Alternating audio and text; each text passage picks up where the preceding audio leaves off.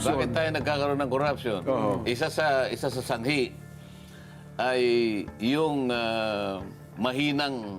huminang mga institusyon natin. Halimbawa yung media is an institution. Tama po.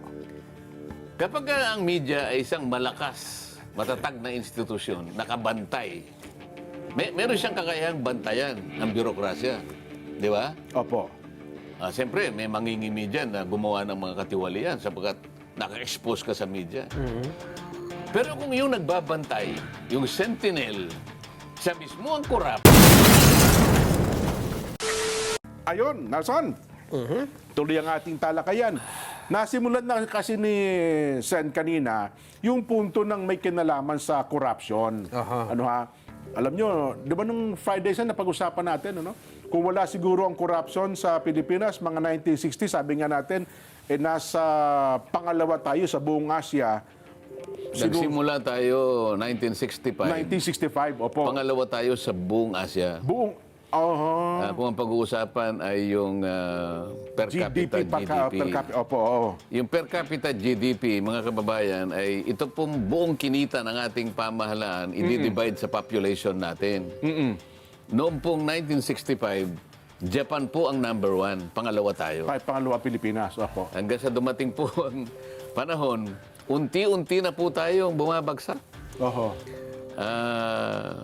Tinalo po tayo naunahan tayo. Primero, ang nakauna, Brunei. Okay. Pangalawa, ang Singapore. Pababa. Hanggang ngayon ay Singapore na, siguro Brunei, Malaysia, Indonesia, Oho. at officially, Opo. last month, tinalo na tayo ng Vietnam. Ganun ba? Oh, Nung biyernes pinag-uusapan natin parang, di ba? binalikan ko eh. Oho. So, tayo na pinakahuli Di ba ngayon. sinasabi ko, baka. Baka malagpasan na tayo ng Vietnam. Hindi, oo. nalagpasan na tayo last month. Naku. Ano ho ang factor dito kung ang pag-uusapan ay corruption sa pagbagsak ng ating Ang kalagayan? kauna-unahan ay yung corruption nga. Dahil sa corruption kasi, Nakakalungkot, ano? paano susulong ang isang bansa na yung perang dapat na gamitin mo pang serbisyo sa kanyang mamamayan at lumaganap ang negosyo? Kasi kung walang corruption, makikita mo magtatribe ang negosyo. Oho. Pag malaki ang negosyo, maraming kita. Pag malaki ang kita, yayabong ang ekonomiya.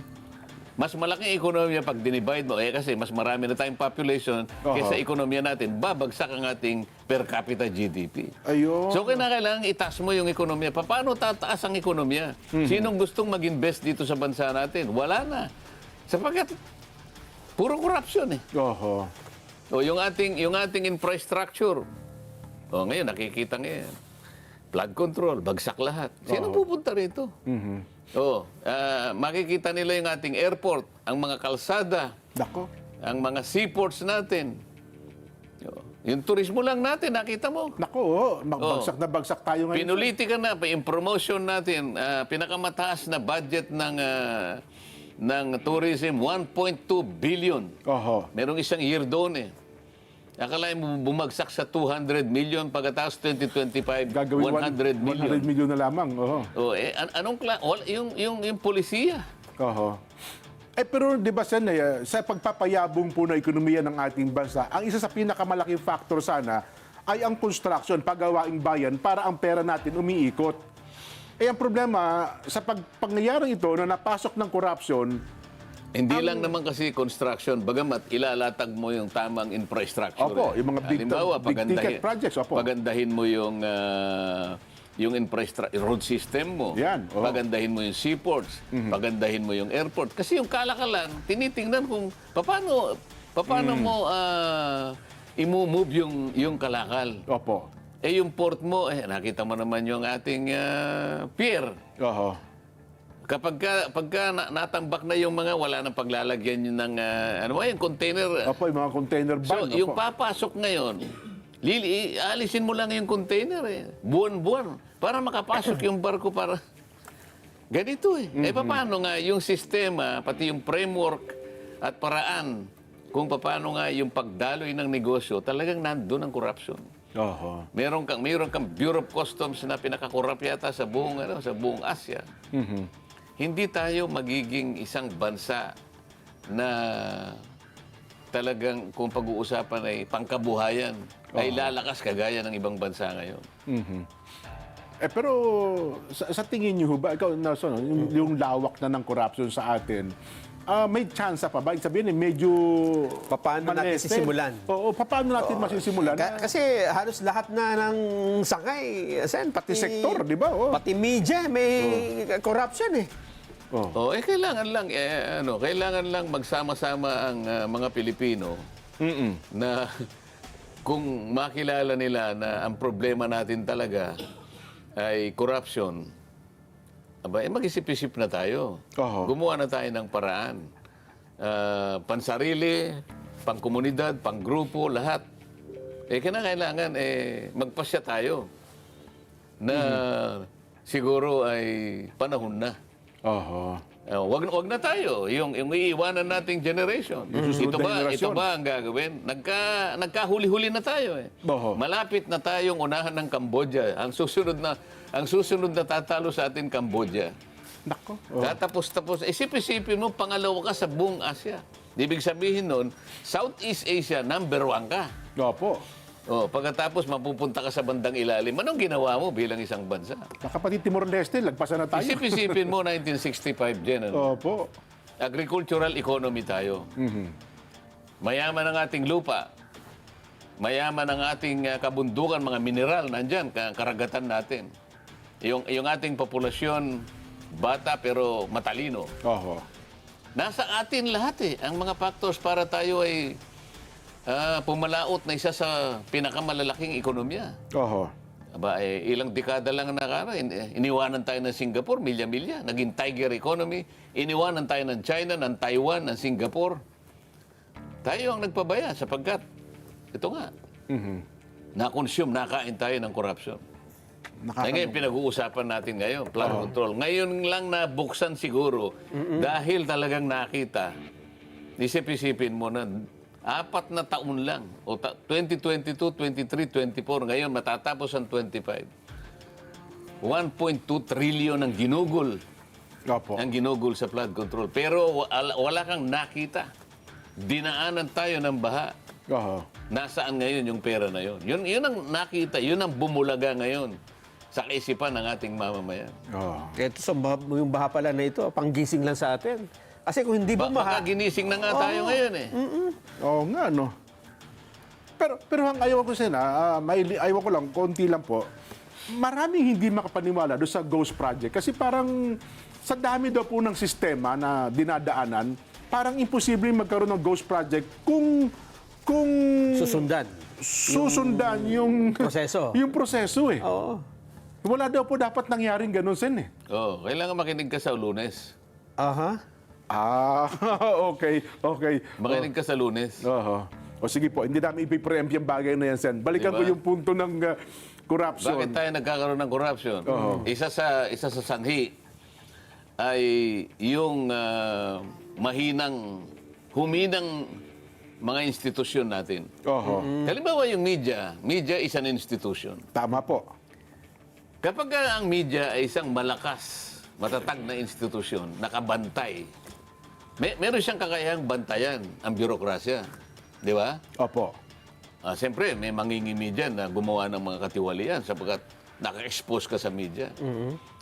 Pero kung yung nagbabantay, yung sentinel, siya mismo ang korap, Nako. makikita mo. O imbes na makatulong ka sa pagbabantay sa kaban ng bayan, pag-usapan natin, paano paano nakurap yung media in general? Nung ako'y nasa House of Representatives, Opo. nagtagal ako dyan, alam naman ninyo. Ang Opo. point of entry ko, 2004, nagtagal ako, umabot ako ng... Almost 16 years pala kayo yan, Sen. Ano? Ngayon, sabi niya, Kong pa ako noon di ba? Mga member ng media. Kasi magkakakilala kami. Kilala ko sila. Araw-araw nandun talagang... Saka mga barkada din naman yung iba dyan. Opo. Baka gusto mo kanyang mag-PR ako sa'yo. Gawin mo akong PR. PR. Public relations, parang ganun. bakit ka ako mag-PR? Member ka ng media. Pwede naman ako mag-double na ano eh. Pero ako, parang hindi ka ako tama yun. Kasi kailangan susulat ka sang-ayon sa nakikita mo. Kailangan objective ka. Oho. Eh di kung naging PR mo ako, kahit na, halimbawa, kahit hindi ako gwapo, pag gugwapuhin mo ako, parang hindi tama yun. Hindi, parang digdag nakita yun eh. Alam mo, corruption yung ganun eh. Hindi kanya susulat ako sa'yo.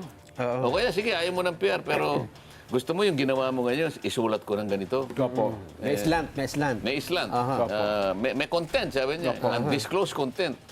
O para nakita mo yung iba, kanya, halos everyday, may isang paragraph, may dalawang paragraph, binabanggit. Pumapasok. Boss, ganito yan eh. Oho. Monthly lang naman eh, meron kami. Alam mo, hindi ko pinatos yun eh. Kasi nga naman, out of 300. Hindi Di ba? tama yun eh. Sabi ko, merong ethical issue dito eh. Merong ethical. Hindi mo na isusulat kung paano mo nakita eh. Kung ba mo nakita mo, mali talaga. Isulat mo eh.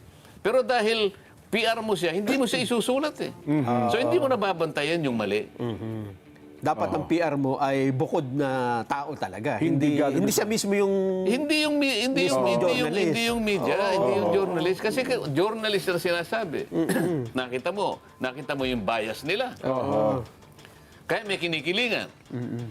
Sabi nila, hindi, basta yung gusto namin si ganito. So kung wala kang PR, delikado ka sa kanila. Isa yon. Opo. Yung mga institusyon natin, halimbawa, yung ating hudikatura, halimbawa. Justices, opo. Ang daming pressure sa kanila. Sige, pag hindi nyo kami dinesisyonan ng gano'n, buti na lang yung ibang pagdidesisyon ngayon. matatag. Medyo matatag, katulad ng impeachment. Ayan, opo. Pero yung iba, kung minsan may nasasabi pa rin sa kanila. Halimbawa, bakit po kaya yung petition namin na tungkol sa budget ng 2025, hindi pa nadidispose? Oo nga pala, no? Matatapos na yung sana. Bakit mo ako tinatanong sa akin, di pumunta ka sa Korte Suprema? Bakit kanya yung defunding ng PhilHealth? Medyo din yun eh, parang may sablay doon. Wala pang Oo nga, hindi Wala pang pa ruling. gumagalo yan. Bakit yung habeas corpus na petition nung... Duterte, tama po. Bakit Wala pa. mga bagay-bagay na dapat sana ang inaasahan ng taong bayan ay magkaroon ng mabilis na disposition para nag-guide Oho.